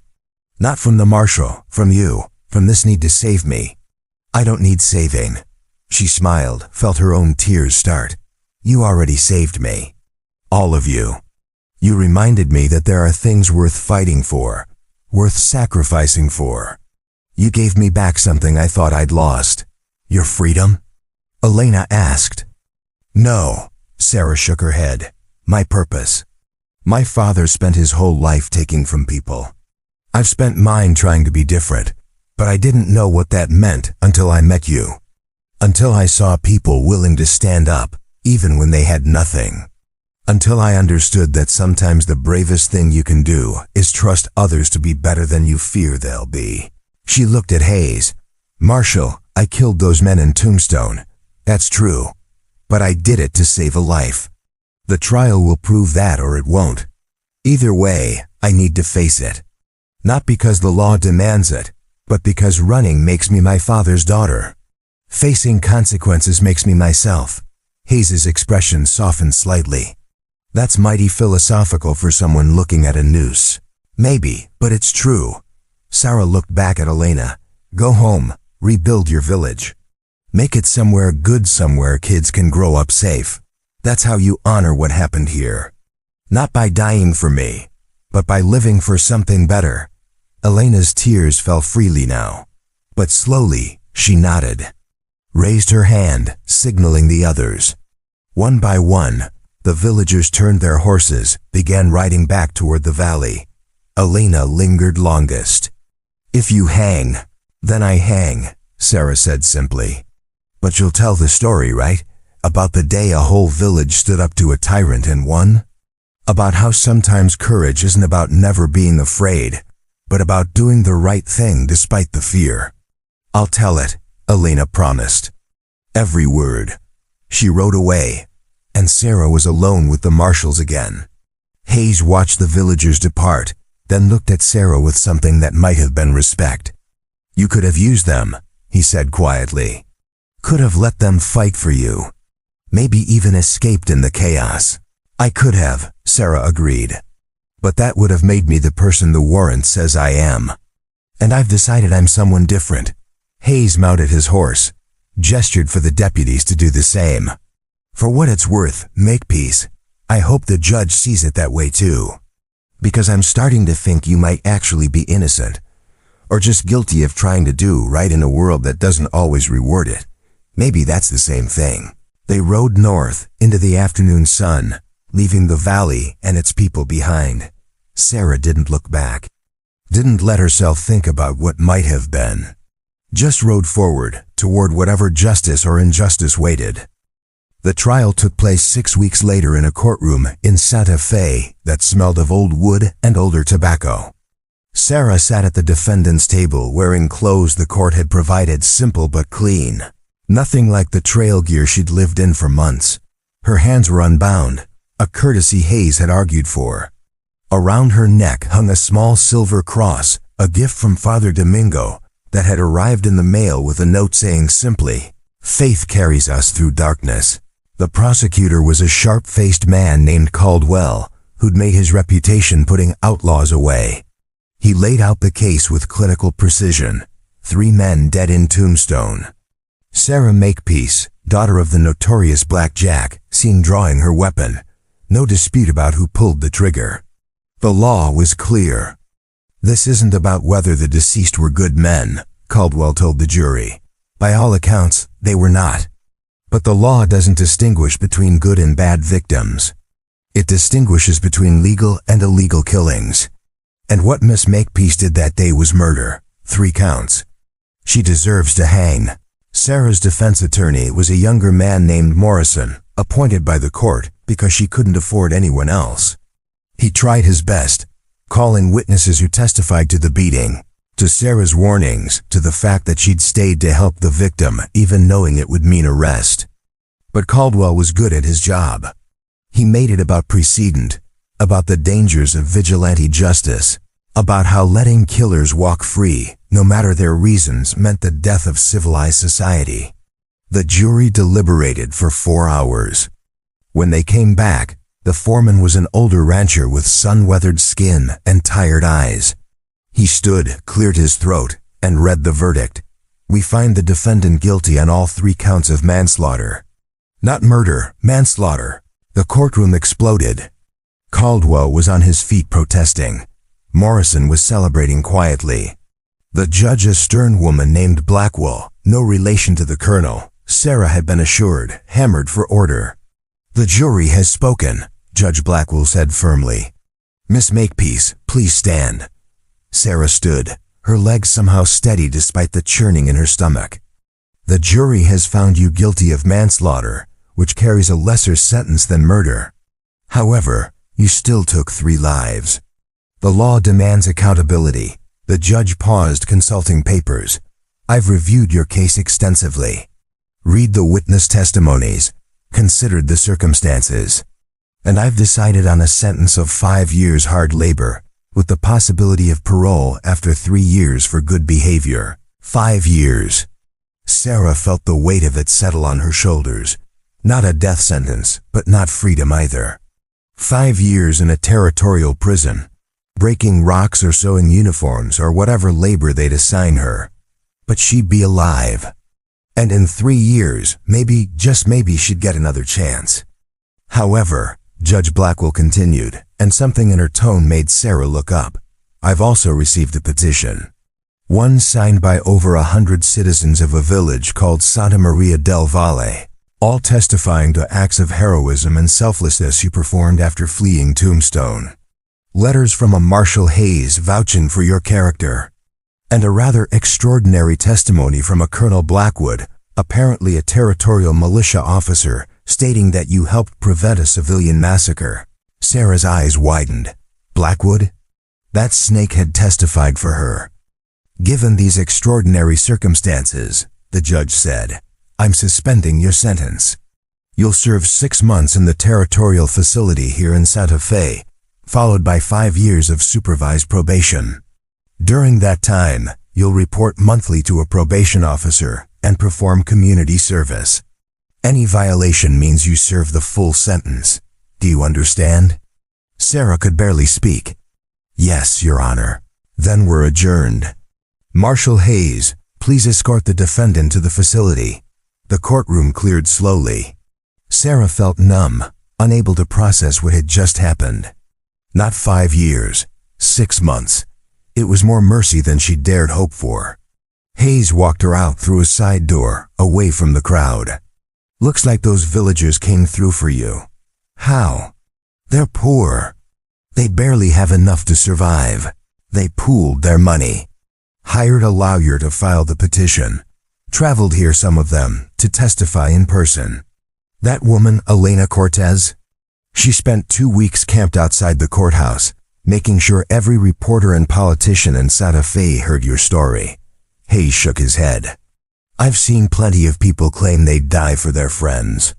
First time I've seen anyone work that hard to save someone else's life." Sarah felt tears threatening. "And Blackwood? That's the strange part. He showed up 3 days ago with official-looking papers claiming you helped him maintain order in the Southern Territories. Testified that you demonstrated exemplary character under pressure. Refused to elaborate further. Has frowned. I don't trust him. Something about his story doesn't add up. But it helped your case, so I didn't push.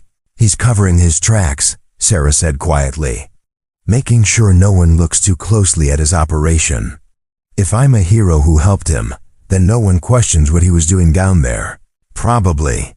But it got you a suspended sentence, so I'm counting it as a win."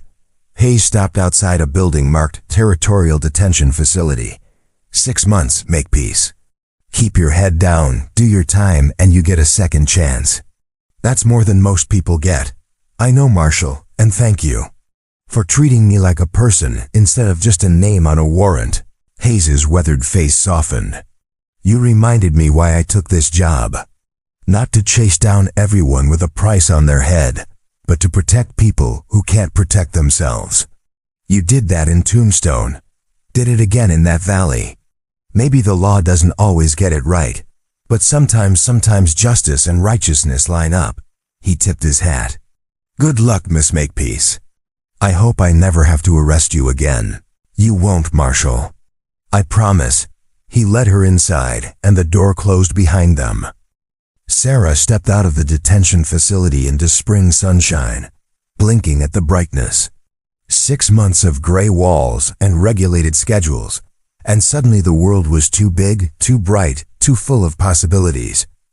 Elena was waiting. She stood beside a wagon loaded with supplies, her black gelding tied to the back. When she saw Sarah, her face split into a grin that could have lit the territory. "You're late," Elena called. "I've been waiting 3 hours. Had to sign some papers. You know how government works." Sarah walked over, and Elena pulled her into a fierce hug. "You came all this way?" "Of course I did. Had to make sure you didn't change your mind about coming back." "Back?" Sarah pulled away, confused. "Elena, I can't come back to Santa Maria del Valle. My probation requires me to stay near Santa Fe." "Who said anything about Santa Maria?" Elena's grin widened. "The village moved, well, most of it. Decided we didn't want to stay in that valley after everything that happened. Too many ghosts, so we packed up and relocated." "Relocated where?" "About 5 miles outside of Fe. Found a good spot with water and farmable land. We're calling it New Hope." Elena gestured to the wagon. "We've built 30 houses so far. Planning 20 more. Got a school under construction and a church foundation laid. Father Domingo's already complaining about the quality of the adobe." Sarah felt something warm spread through her chest. "You moved an entire village, for me. Not just for you, for us. For a fresh start." Elena sobered slightly. "Blackwood kept his word, by the way. Left the valley 2 days after you surrendered. Haven't seen him since. Some say he headed south into Mexico. Others say he went east to Texas. Either way, he's someone else's problem now." "Good." Sarah looked at the wagon, at Elena's hopeful face, at the promise of a future she'd thought was lost. "New hope, huh? That's pretty optimistic. We're pretty optimistic people. Comey's from surviving the impossible." Elena handed Sarah a bundle.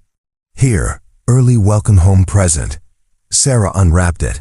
Inside was a deputy's badge. Not official, just a piece of tin someone had hammered and engraved by hand. But the words were clear. "Deputy Sheriff, New Hope Territory. We voted last week," Elena explained.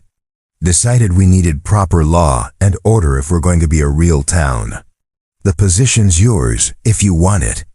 Pays terrible. Hours are worse. And you'll probably spend most of your time breaking up disputes over fence lines and lost cattle. But it's honest work. And it's ours."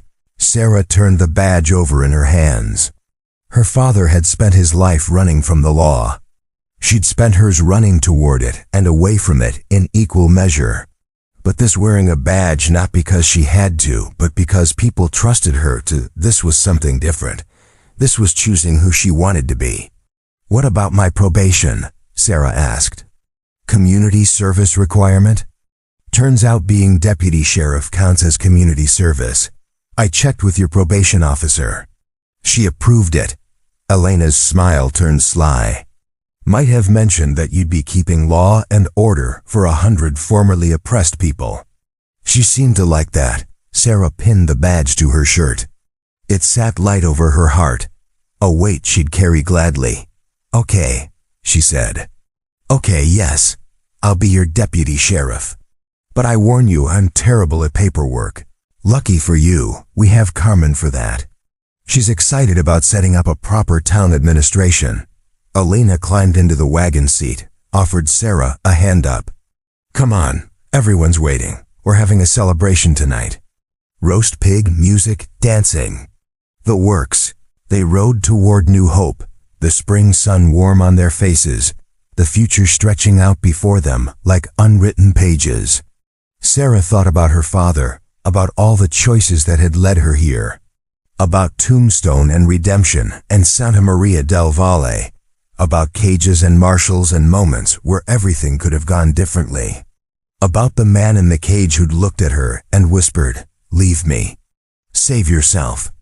And she'd made a different choice, had chosen sacrifice over survival, had chosen to be better than her blood said she had to be. As they crested a rise, New Hope came into view. Adobe buildings arranged in neat rows, fields showing the first green of planting, people moving about with purpose and joy. A church steeple rose against the blue sky. Children played in the street. A town, a real town. Built from nothing but determination and hope. Elena pointed to a building on the main street. That's yours. House and office combined. We figured you'd want to be central in case of emergencies. You've thought of everything. We've had 6 months, and we owed you. Elena glanced over. You know that day when you rode out to meet the marshals? When you told us to let you go? Yeah, I wanted to fight. Wanted to die for you if that's what it took. But you taught me something better. You taught me that real courage isn't about dying for your beliefs. It's about living for them.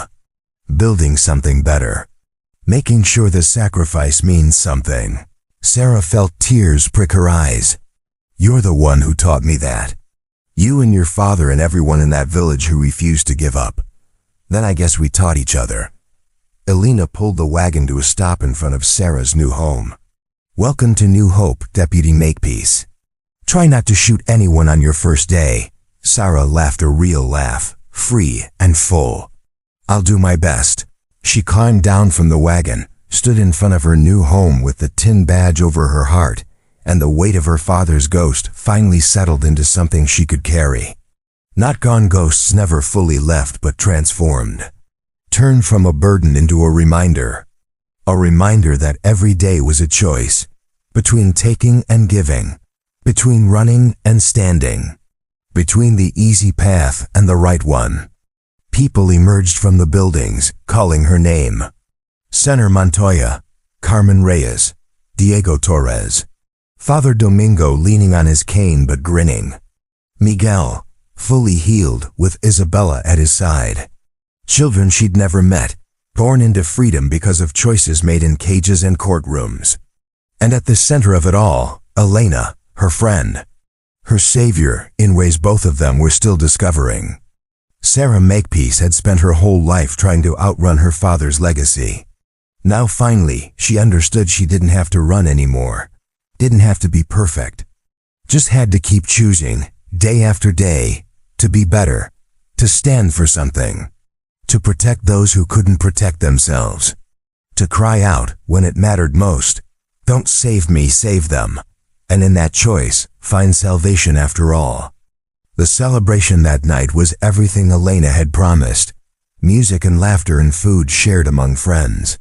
Sarah stood on the edge of it all, watching, her hand resting unconsciously on her Colt. Old habits died hard. But they could change, evolve, become something new, just like her. Father Domingo appeared at her elbow, moving quietly despite his age. You look thoughtful, child. Just thinking about endings and beginnings, Sarah said. How they're sometimes the same thing. Ah, you've learned wisdom then, the old priest smiled. Your father's story ended in violence and regret, but yours is still being written. And so far, it's a much better tale, only because people gave me a chance I didn't deserve. We all need chances we don't deserve. That's called grace. Father Domingo squeezed her shoulder. Use it well, deputy. Make this town something worth defending. I will, Sarah promised. On my life I will, she meant it. Every word.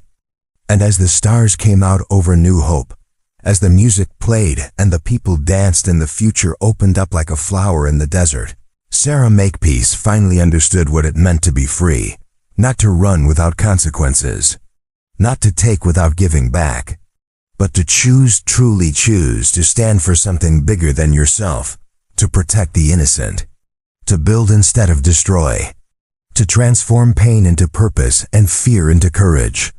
Her father had been Blackjack Makepeace, the outlaw who'd taken everything and given nothing. She was Sarah Makepeace, the deputy who'd given everything and found, in that giving, more than she'd ever taken. And that made all the difference. Thanks for watching this story till the end. Comment below and tell me where you're watching from. And before you go, check out these other amazing Western stories waiting for you next. Subscribe, like, and I'll see you on the next ride.